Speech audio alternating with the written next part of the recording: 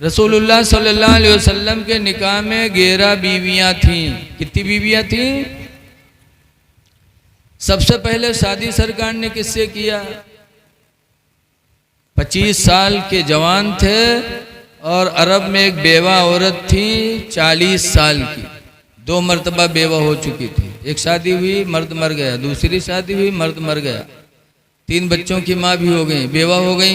हमारे चैनल से जुड़ने के लिए YouTube पर मारूफ एजेंसी को अभी सब्सक्राइब करें। दारों ने निकाह का पैगाम पहुंचा। 40 साल की उम्र में भी खदीजा के हुस्न का कोई जवाब नहीं था। बहुत हसीन व जमील थी और दौलत बेपना, और यही में लोग मेहरुआ ढूंढते हैं कि खूबसूरत हो, पैसा हो। बड़े बड़े लोगों ने निकाह का पैगाम भेजा, लेकिन हज़रत खदीजा ने ना कर दिया। लेकिन 25 साल की जवानी में जब खदीजा ने देखा कि हुजूर लोगों का माल लेते थे मक्का से और मुल्क शाम लाद के ले जाते थे और बेचते थे, फिर ला के माल वाले को पैसा देते थे, नफ़ा देते थे, तो उसी में से मजदूरी हुजूर को मिलती थी, उसी से अपना खाना करते थे। बताओ, ये सरकार की ज़िंदगी देखो, मजदूरी करके तिजारत करके ज़िंदगी गुजारी। अब आजकल के पीर लोग मुरीद के लिए उबाले जान हो जाता, जहाँ घरे कम पराब अब चल दिन मुरीदन की हैं दौरा करे, लायु दे वो दो। रसूलुल्लाह की ज़िंदगी देखो कि खुद नहीं था माल तो दूसरे की दुकान पे लेते थे और मुल्क शाम जाते थे और बेच करके लाते देते थे, तब दुकान वाला उसे में से हुजूर को देता था। हज़रत खदीजा ने देखा तो कहा कि मोहम्मद, आप सबका माल बेचते हो, ज़्यादा नफ़ा ला, तो मेरा भी माल बेच दो। कहा दे दो। खदीजा ने अपना माल दिया और अपना नौकर मैसरा को भी हुजूर के साथ भेज दिया। हुजूर गए मुल्क शाम, बेचा, और बेच कर जब मक्का वापस आने लगे, खदीजा को पता चला कि आज आ रहे हैं, तो खदीजा अपने घर की छत पर चढ़ गई और मुल्क शाम का रास्ता देखने लगी कि आज मेरा माल बेच कर आ रहे हैं। जब देखा कि दोपहर का वक्त है, तेज धूप निकली है, लेकिन ऐसे आलम में रसूलुल्लाह चलते हैं और उनके सर पर बादल का टुकड़ा साया किए हुए चल रहा है। चलते हैं, बादल चल रहा है, सारी दुनिया धूप में, अल्लाह के रसूल साए में। जब खदीजा ने देखा तो दिल पे बड़ा असर हुआ। हुजूर आए, हिसाब दिया, बड़ी बरकत थी माल में। फिर खदीजा मैसरा को लेके गई तन्हाई में, कहा मैसरा गुलाम, अभी मैंने देखा है कि धूप निकली है, सारी दुनिया धूप में है और मोहम्मद पे बादल का साया है, चल रहा है। तो मैसरा कहते हैं, आपने आज देखा? खुदा की कसम, मुल्क शाम में पूरा महीना मैंने यही देखा। हाँ, कभी इनको धूप में मैंने नहीं देखा, हमेशा बादल साया किए हुए रहता था। जब मैसरा ने ये कहानी सुनाई तो हुजूर की मोहब्बत खदीजा के दिल में बैठ गई। तो अब तक निकाह नहीं कर रही थी, लेकिन एक नफीसा लड़की को बुलाया, फरमाया नफीसा जाओ मोहम्मद के दरबार में और जा कर के मेरा पैगाम सुना दो। या मोहम्मद इन्नी क़द रग़िबतु फ़ीका, ऐ मोहम्मद मैं बेशक तुम्हारी ख्वाहिशमंद हूँ, तुम मुझे अपने निकाह में ले लो। जा मेरा पैगाम सुना दो हुजूर को कि अपना निकाह में मुझे कबूल कर लो।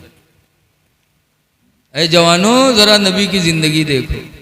खदीजा तैयार हुई, बहुत खूबसूरत थी, बहुत मालदार थी, लेकिन जब अपने निकाह का पैगाम सरकार को सुनाया तो सरकार ने क्या कहा?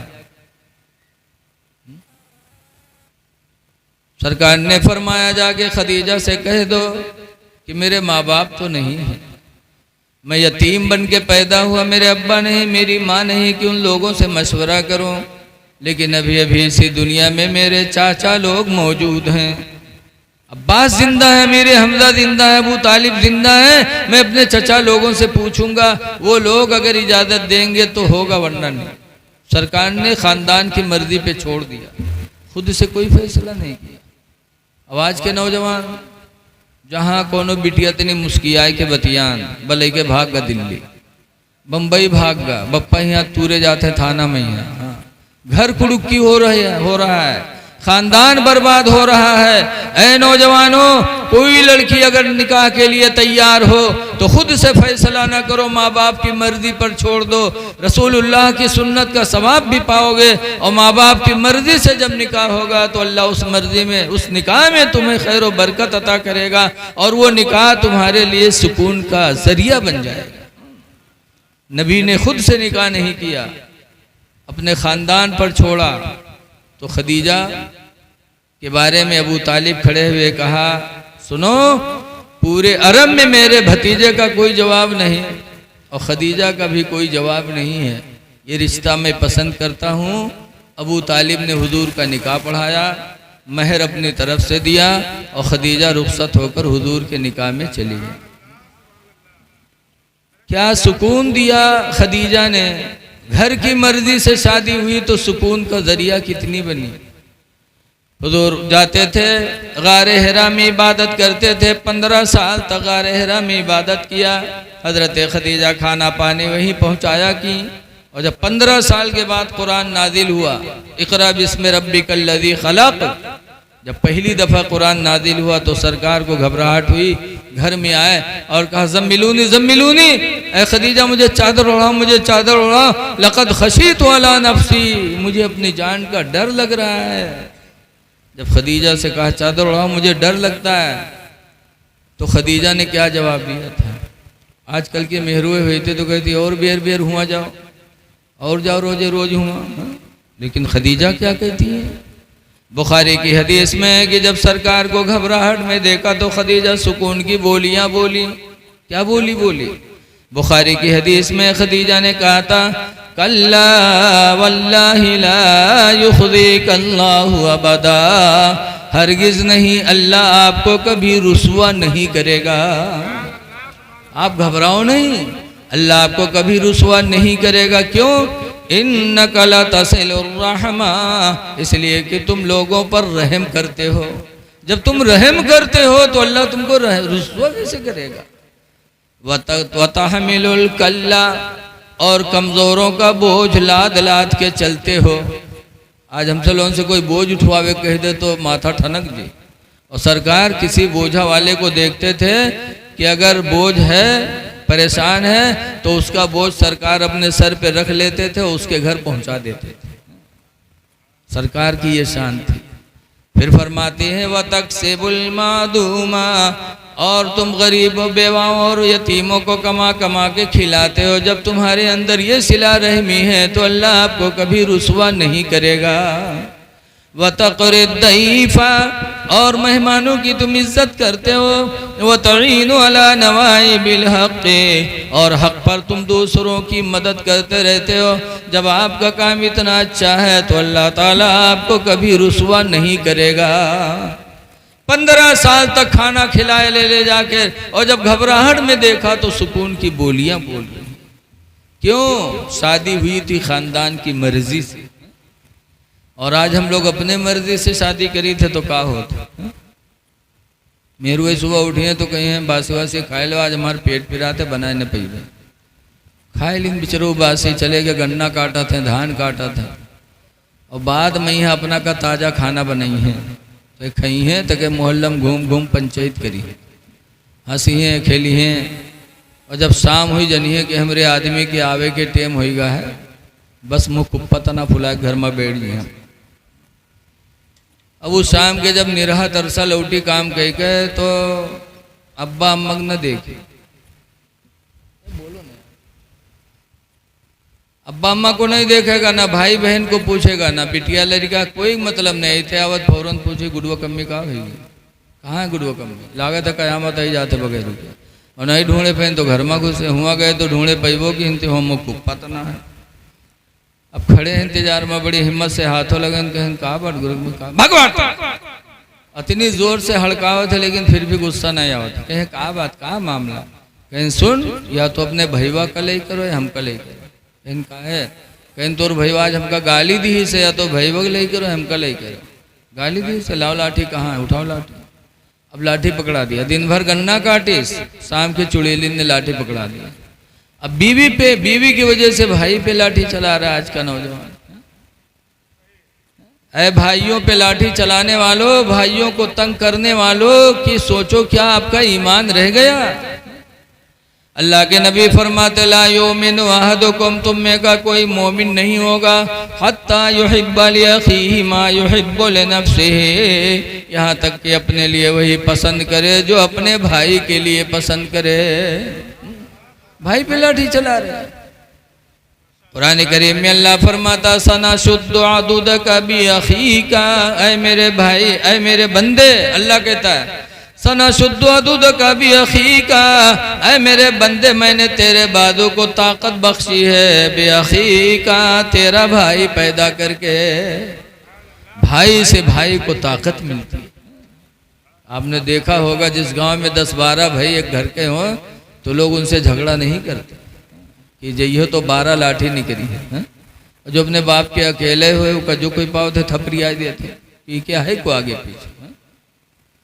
हमारे वहाँ रुपैडिया गांव बॉर्डर पर एक गांव है रंजितवा, वह कबड़िया बिरादरी मुल्ला जी हैं, 18 लड़का तो प्रधानी वही करत है।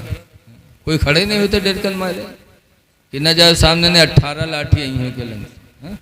तो भाई को भाई से ताकत मिलती है, लिहाजा बीवी की वजह से भाई पर लाठियां न चलाओ। बीवी का भी एहसान है, बीवी का भी हक अदा करो। रसूलुल्लाह सल्लल्लाहु अलैहि वसल्लम की 11 बीवी, लेकिन लड़के किससे पैदा हुए, बच्चे बच्चियां पैदा हुए तो सिर्फ एक बीवी से। वो कौन है? हजरत खदीजा रदी अल्लाह अन्हा, जिनसे पहली शादी। बाकी 10 बीवियों से कोई बच्चे नहीं हुए, न बच्ची न बच्चा, खदीजा से हुए। इसीलिए खदीजा का जब इंतकाल हो गया और हजरत आयशा के बिस्तर पे सरकार लेटे, अब आयशा जवान थी, जब आयशा के बिस्तर पे सरकार आराम के लिए लेटते, करवट बदलते तो खदीजा की याद करते, हाय मेरी खदीजा। 25 साल तक सरकार के निकाह में रही। 65 साल की उम्र में खदीजा का इंतकाल हुआ, बूढ़ी होकर। लेकिन जब खदीजा का इंतकाल हुआ, अपनी बीवी आयशा के बिस्तर पे सरकार आराम के लिए लेटे, करवट बदले तो कहते हाय मेरी खदीजा, इधर करवट बदले तो हाय मेरी खदीजा। हज़रत आयशा चिढ़ गई, कहती है अल्लाह के रसूल अजीब मामला है, मैं जवान होकर आपके बिस्तर पे हूँ और आप बुढ़िया खदीजा की याद करते हो, जब देखो तो हाय खदीजा हाय खदीजा। तो सरकार ने फरमाया आयशा मैं खदीजा को कभी भुला नहीं सकता, इसलिए कि जब पूरी दुनिया ने मुझे झुठलाया तो सबसे पहले मेरे ऊपर ईमान लाने वाली खदीजा निकली हैं। जब पूरी दुनिया ने मुझे तकलीफ पहुंचाई, मेरी दुश्मन बनी, तो खदीजा ने सबसे पहले अपनी दौलत मेरे ऊपर निछावर कर दी। और ऐसा सुनो, मैं खदीजा को भुला नहीं सकता, इसलिए कि खदीजा के पेट से अल्लाह ताला ने मुझे औलादें अता फरमाई हैं। औलाद मुझे मिली तो खदीजा के पेट से मिली, इसलिए खदीजा का मेरे ऊपर एहसान है, मैं खदीजा को भुला नहीं पाऊंगा। पता चला मेरे नबी की ज़िंदगी से मसला भी मिला कि जिस बीवी से बच्चे पैदा हो जाएं तो शौहर को बीवी का एहसान मानना चाहिए कि इसकी वजह से अल्लाह ने हमें औलाद अता फरमाई। नबी ने एहसान माना है तो आप भी मानो, वरना अगर बीवी न हो तो ये गुडुआ पपुआ कहाँ से पैते, कहूँ रहा कोनो मार्केट खरीदे कर खरीद लेते। अल्लाह ने साहिब औलाद बनाया तो बीवी की वजह से बनाया, लिहाजा इनका एहसान मानो। अगर ये कुछ कमकली की वजह से कुछ कह दें तो सब्र करो, इनकी बातों पे न जाओ। अल्लाह ने इनको कमकल बनाया, कमकली की बुनियाद पर कुछ न कुछ ये बकती रहेंगी, बकती रहेंगी, इनकी आदत में शामिल है। जिंदगी भर इनके साथ हुस्न सुलूक करो, कहूँ चूक गयो तो सब माटी, बोलो है सर कि नहीं। हुजूर ने फरमाया हदीस पाक में, नबी सईदिन खुदरी काला खरज रसूलुल्लाह सल्लल्लाहु अलैहि वसल्लम फी अदहा फतरिन इलल मुसल्ला। अबू सईद खुदरी कहते हैं कि हुजूर ईद या बकरा ईद के दिन ईदगाह गए, फमर्रा अन-निसा, तो औरतों के पास से सरकार गुजरे, फ़क़ाला या माशर अन-निसा, तो फरमाया ऐ औरतों तसद्दक़ना, तुम सब सदका किया करो। हुजूर के ज़माने में औरतें भी ईदगाह जाती थी। सरकार ने फरमाया औरतों तुम सदका किया करो, इन्नी रअयतुकुन्ना अक्सरा अहलिन नार, इसलिए कि मैंने जहन्नम में तुम्हारी तादाद ज़्यादा देखी है, तुम जहन्नम में ज़्यादा हो, सदका किया करो। कुलना व बिमा या रसूल अल्लाह, औरतों ने कहा अल्लाह के रसूल ऐसा क्यों, कि मर्द कम औरतें जहन्नम में ज़्यादा है, क्यों? तो सरकार ने फरमाया पहली वजह ये तकफुरुनल नाशीरा, तुम शौहरों की नाशुक्री करती हो इसलिए तुम जहन्नम में जाओगी। शौहर की नाशुक्री, कम अकल है ना, नाशुक्री। सारी चीज़ें इनकी पूरी करो, कहूँ चूक गए तो सारे पर पानी। नाशुक्री होती है हमारी माँ बहन। जैसे मेरे गांव खन्नापुरवा में ही है, एक साहब है, वो नमाज कभू नहीं पढ़ा था, लेकिन टोपी कभू नहीं छोड़ा। न को नमाज पढ़ी और टोपी लगाए रहे, सोई है तो मुँह टोपी लगाए रहे। तो उनका गांव वाले पंडित नाम रख दी। तो उनके बीवी के लकब होगा पंडितैन। आज मेहरवन का लकब बहुत जल्दी मिला था। डॉक्टर से शादी हो गई तो डॉक्टरें चाहे को गोली न जाना था। ऐसे हाफिज जी से शादी हो गई तो हाफिजैन, चाहे अलहम्द याद न हो। प्रधान से शादी हो गई तो प्रधानिन। लकब इनका फट से मिला था, हमका तुमका तो बड़ी मेहनत के बाद मिला था। मौलाना ने काम पहुँच गए तो मौलानिन। ऐसे वो पंडित तो पंडितैन। तो पंडित जी एक दी शहरवा मछली बिकाए छुट गए तो लिहिन पंडित जी। फिर बना, जब पंडितैन खाए खातिर बोलें तो निकाल के रखें तो पंडित खाएं तो करुआन मछलियाँ। तो पंडित कहते हैं अरे साफ आप नहीं की रहा है रे, करुआत का है रे। तो पंडितैन कहते हैं तू है जू जरना, तो सब दिन हमारे जू जा रहे, सब दिन लेकिन लगाए तो कहूँ कुछ सही माने। तो पंडित कहते ना ही करुआत है रे। तो बिटियवक देन कहें तू बिटियवा खा, तो बिटियवक है तो वो कहते करुआत है। हाँ माँ करुआत है। तब पंडित कहीं ना रे निमकौरी तेलवा इतनी धरा रहा, वो का तो नहीं डाल दी है रे। जब पंडितैन देखें तो कड़वा तेल शीशी भरी धरी और निमकौरी तेल शीशी खाली हुई है। तब पंडितैन अपन मूड पीटिन, हाँ निमकौरी तेलवा डाल दी है। अब बताओ डारे बैठे निमकौरी तेल, और मर्द कहा था करुआत है तो कहा था तू है जू जरना है। ये कमअक्ल है, कमअक्ली की बुनियाद पे एक से एक बातें कहती रहेंगी, लेकिन इनके बातों में ना इनका एहसान है कि इनकी वजह से अल्लाह ने हमको तुमको गुनाहों से बचाया, ज़िना से बचाया। इनका एहसान है कि इनकी वजह से घर हमारा मिसले जन्नत बना हुआ है। तो इनकी बातें सुनने में कुछ बिगड़ता नहीं है। इसीलिए खिरकान के